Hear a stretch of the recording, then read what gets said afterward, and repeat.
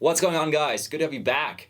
So, guys, I often get the question of, hey, Felix, what do you think about Solana? What do you feel about Tezos, about EOS, about Neo, about Stellar? The list goes on. There's countless names, and ultimately what many of them have in common is that they aim to be Ethereum killers.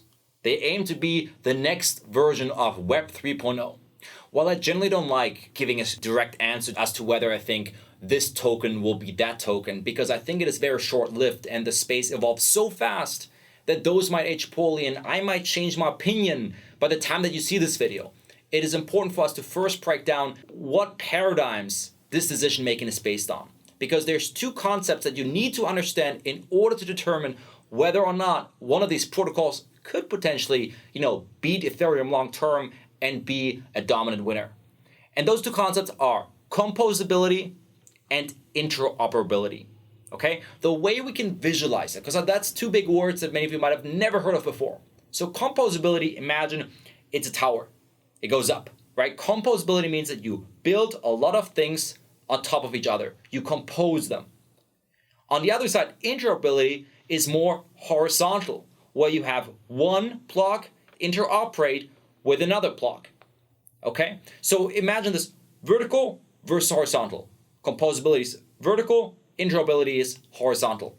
Why does it matter? What do I mean with all this? So with Ethereum, there's this thesis called the Fed protocol thesis that essentially all the value will be built on top of Ethereum and that Ethereum will attract all the value of the network, right? It also means that over time, it will become less and less likely that other protocols will attract talent. Why? Because the more you can build on top of Ethereum, the more you're able to interact with all the different pieces built on Ethereum. So you see this tower is growing taller and taller and taller. And in this thought where you say, hey, there's a world of composability, you want to join the tallest tower. Why? Because the tallest tower has the most resources. It has the most tools. It has the biggest community. Right? So in a different video, we talked about how MetaMask is a really powerful tool because it gives you access to over 1 million users that already have it installed into their Chrome browser. But if you were to go to a different protocol, you don't have that. So that too adds to that composability. So any developer might say, hey, which protocol do I want to work on? And generally they say, well, there's ETH has the most to offer. So this tower keeps growing bigger and bigger and bigger.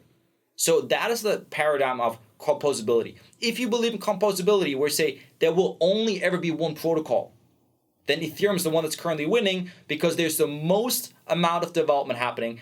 As of last year, they had over 500,000 developers building on Ethereum. They have incredible amounts of money. Whereas in the interoperability world, where we say, hey, we're going horizontal rather, we say there will be a world of many blockchains, right? Where we say in composability, there will only ever be one blockchain that is dominating them all. And in the interoperability world, we say it's a world of many blockchains where perhaps you are going to use Ethereum for very secure transactions. And then you use EOS for very fast transactions. And then you use, maybe Polkadot for more complex transactions that use various different subchains because they have the parachains in it. So there's all these different protocols that are very good at one particular thing. And if you believe in interoperability, that means that you believe that we won't just have one blockchain, but we have multiple, and they all are good at one thing. And that means that also that, for example, if you use a DeFi protocol, then you can use one feature from this chain and also connect it with a feature from this chain and this chain.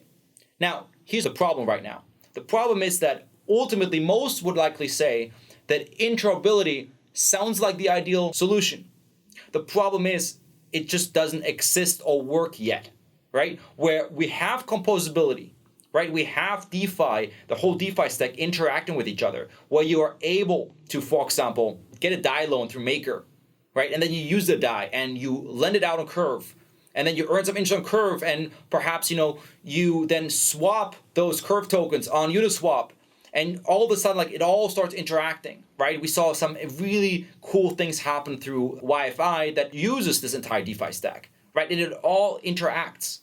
Meanwhile, in the interoperability world, very little has happened in the last few years. We have big projects like Polkadot and Cosmos working on creating more interoperability, but it's still lagging far behind. So the question remains, which of these two systems will work first? either by the time that interoperability becomes truly functioning at the level that DeFi is working right now, then interoperability might stand a chance. But if Ethereum 2.0 manages to ship first, then it might win this war for good, and a lot of the other chains will slowly die out, because ultimately all the high talent devs will go to where the action is. And right now, all the action is happening on Ethereum. So the most important thing you need to look out for when it comes to interoperability versus composability is keep a very, very close eye on the development progress of both scalability on Ethereum, which is the only Achilles heel that Ethereum has, because if Ethereum fails to scale, it might actually start slow bleeding developer talent to other chains. Because guess what? Recently this year, we had gas costs that exceeded hundreds of dollars per transaction. And there are some use cases for blockchain that simply can't afford fees that high. In finance, it might make sense. But if you're playing a digital game, right? If you're playing a decentralized online game, you don't want to pay $100 per action you take. It just doesn't work. And that misalignment could lead to this development talent fleeing to other chains. So the race is on. We have to see whether or not interoperability will happen first. So keep a close eye on Cosmos, Polkadot, and on the other hand, also keep a close eye on ETH 2.0 and any type of Ethereum scaling solutions, because ultimately that is the only war that is being fought. Right now, Ethereum's leading. Right now, it looks like Ethereum's winning. However, keep in mind that we've been promised Ethereum 2.0, which had several names over the past few years, since about 2017.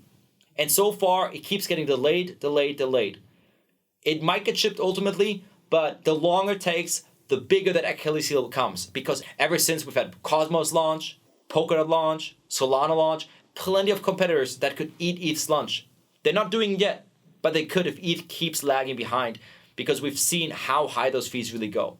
So guys, I hope you enjoyed this lesson. I hope you understand the philosophical differences a little bit better now, how it's not just about, one chain versus the other, but rather a whole different paradigm, one of composability and one of interoperability. Right now, the winners are unclear, but this at least gives you the starting point of where to look to be ahead of the curve and know when the board might be tilting in the favor of one or the other, which then gives you the sign of maybe allocating more hardly to interoperability projects, or on the other hand, exit those positions if ETH is about to ship 2.0. So with that, guys, I hope you enjoyed it. And if you want to dig deeper into DeFi, we created a whole course, a whole free DeFi mini course that explains why DeFi is important, how it works, who are the players, how are they accruing value, and it's all free. All you have to do is go to cryptoacademy.us/DeFi. The link is also in the description. And with that, I'll see you next time. Have a good one.